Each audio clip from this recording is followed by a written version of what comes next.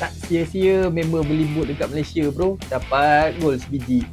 Jangan skip dulu sebab aku ada sediakan full video highlight untuk match ni. Let's go.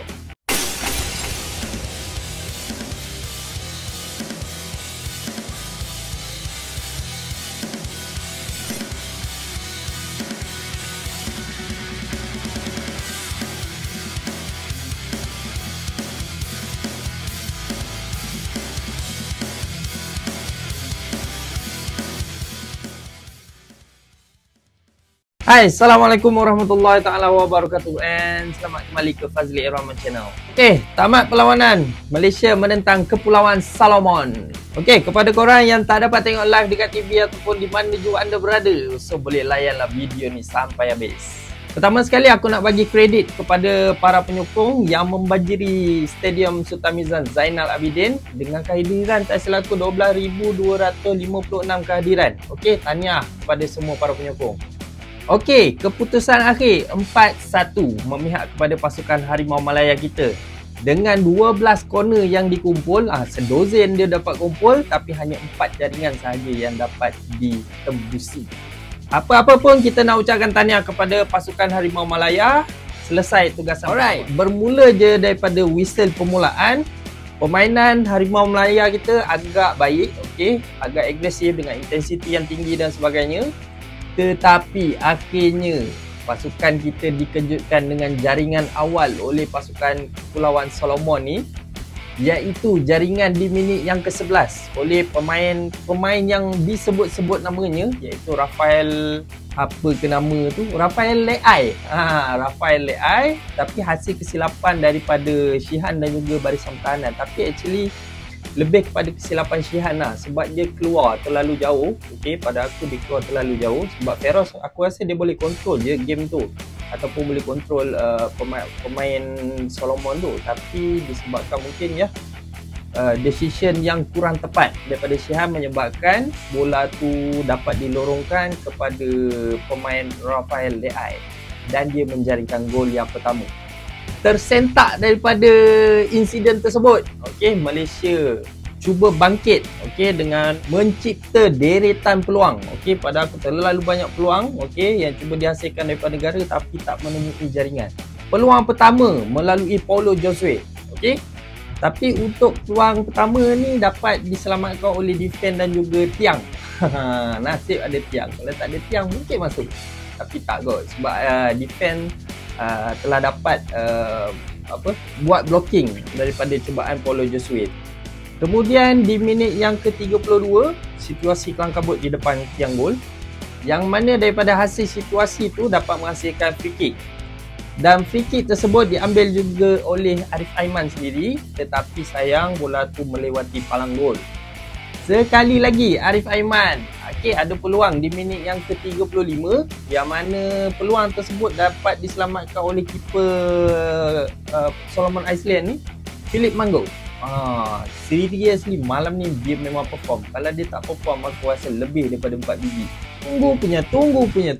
Akhirnya di minit yang ke-40 barulah Paulo Josue dapat menjaringkan gol yang pertama untuk pasukan Harimau Malaya kita melalui satu gerakan pada aku yang sangat-sangat cantik yang dimulakan oleh Syami Kuti. Okay, so dia chip bola tu kemudian dapat kepada Meddev dan Meddev menghantar bola ke tengah.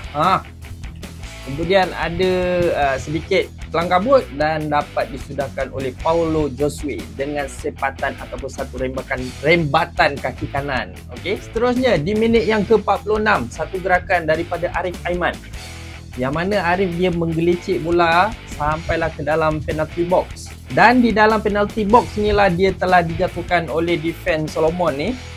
Pengadil telah pun menghadiahkan satu sepakan penalti kepada pasukan Harimau Malaya kita. Dan sepakan ini juga telah disudahkan oleh Arif Aiman sendiri. Okey, nasib baik Faisal Miki bagi dia chance nak sepak kan. Dan akhirnya dia dapat menjaringkan gol dengan satu sepakan yang pada aku cukup tenang Okey, membolehkan Harimau Malaya kita berkedudukan 2-1 sehinggalah tamat perlawanan separuh masa yang pertama. Okey, masuk di babak yang kedua. Seawal minit ke-45 lagi, Pasukan kita terus menyerang dan menyerang sehingga mendapatkan 3 sepakan penjuru. Kau bayangkan. Straight. Tapi sayang tak ada penyudah yang dapat disudahkan dengan baik.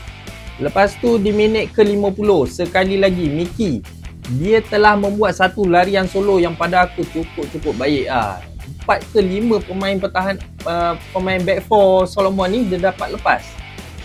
Dan bola tu dia dapat hantar kepada Arif Aiman. Tapi masalah pada Arif Aiman pula, dia buat satu shoot on target tapi tepat pada arah Philip Manggu. Sayang, kalau tak memang satu jaringan pada aku.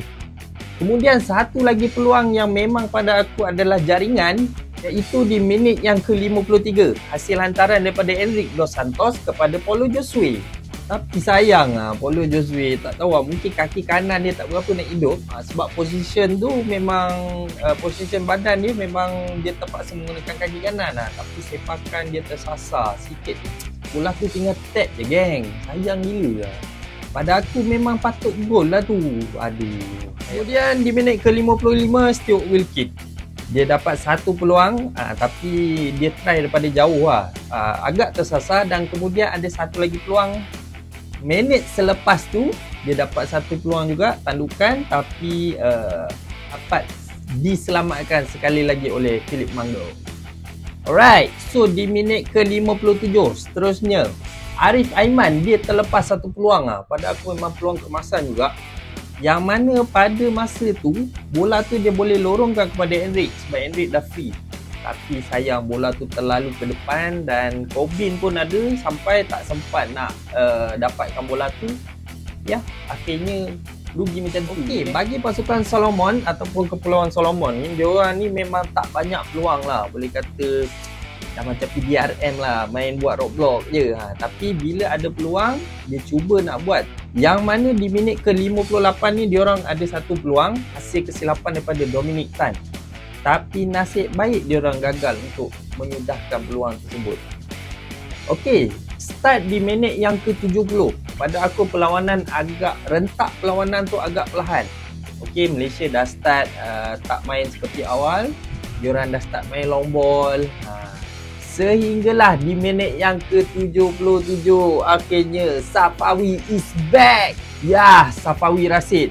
Okey, dengan satu jaringan pada aku world class gol juga dengan cara dia menjaringkan gol tu. Okey, dengan ketenangan yang ada pada Safawi Rashid, okey, dia control ball dengan baik dan dia dapat membuat satu rembatan yang deras ke gawang gol. Dan ini adalah jaringan yang ke-19 tak silap aku daripada Safawi Rashid untuk skuad kebangsaan. Okey, seterusnya di minit ke-87, satu peluang daripada Akhil Rashid untuk gol yang keempat, tetapi dihalang oleh defend Solomon Island. Main punya main dan akhirnya di minit-minit kecederaan, itu di minit ke-91 akhirnya jaringan keempat hasil hantaran daripada Safawi Rashid dan juga disudahkan oleh Lee Tak dengan satu rebatan yang agak deras padu bahang untuk memberikan kemenangan mutlak kepada pasukan Harimau Malaya kita dengan final score 4-1. Dan tamat perlawanan untuk hari ini, iaitu Malaysia 4, Kepulauan Solomon 1. Okay, secara peribadi untuk keseluruhan perlawanan ni, pada aku sangat berpuas hati. Taklah sangat, tapi berpuas hati dengan apa yang ditunjukkan oleh para pemain kita. Bukan nak buat palatau ke apa, ni apa yang aku tengok lah. As a fan, aku berpuas hati dengan apa yang diorang tunjukkan. Cuma benda yang paling ketara adalah bahagian penyudah ataupun strike force kita. Okey, kita pun tahu bahawa Malaysia turun dengan tanpa penyerang tulen ataupun penyerang utama. Aku sebenarnya agak kecewa lah, sebab aku nak tengok Sharif Fikri beraksi untuk setelah lama dia menghilangkan, dia dah dipanggil balik. Tapi tak tahu, mungkin dia ada masalah injury ke apa. Darren Lock memang tak dipanggil disebabkan masalah kecederaan. So Sharif Fikri digantikan, tapi dah di saat akhir akhirnya dia tak dapat diturunkan. So aku agak kecewa lah. Aku rasa korang sendiri pun tahu Malaysia ketandusan para penyerang, okey, disebabkan mungkin lambakan pemain-pemain import kan dekat klub kita. Tapi dengan apa yang Malaysia ada, Malaysia kena teruskan dan pada aku cubalah sebaik mungkin untuk membantu pasukan Harimau Melaya kita, terutamanya di kempen Piala Asia nanti. Pada aku, kita masih sepatutnya memberi kepercayaan lah kepada para pemain kita. Okey, kita masih ada Syafiq Ahmad, Syarif Fikri, Darren Lock dan sesiapa sahaja yang bermain di Liga Malaysia, anak jati Malaysia, boleh bermain untuk pasukan negara. Okey, so itu pendapat aku lah. So pendapat korang tak tahu. Kalau korang ada pendapat korang sendiri, boleh komen dekat bawah. So untuk perlawanan seterusnya, iaitu pasukan Harimau Melaya kita akan menentang Papua New Guinea, okey, pada 20 Jun. Tugasan kedua untuk pasukan Harimau Melaya. So aku mengharapkan pasukan Harimau Melaya kita dapat menunjukkan prestasi yang lebih baik ataupun yang lebih positif, dan aku sendiri sentiasa mendoakan ada kejayaan untuk pasukan Harimau Melaya kita. Okey, rasanya cukup setakat tu untuk malam ni. Terima kasih kerana sudi menonton, dan kepada korang yang belum subscribe, boleh bantu aku dengan tekan butang like, comment, share and subscribe. Jumpa lagi on next video insya-Allah. Assalamualaikum warahmatullahi taala wabarakatuh.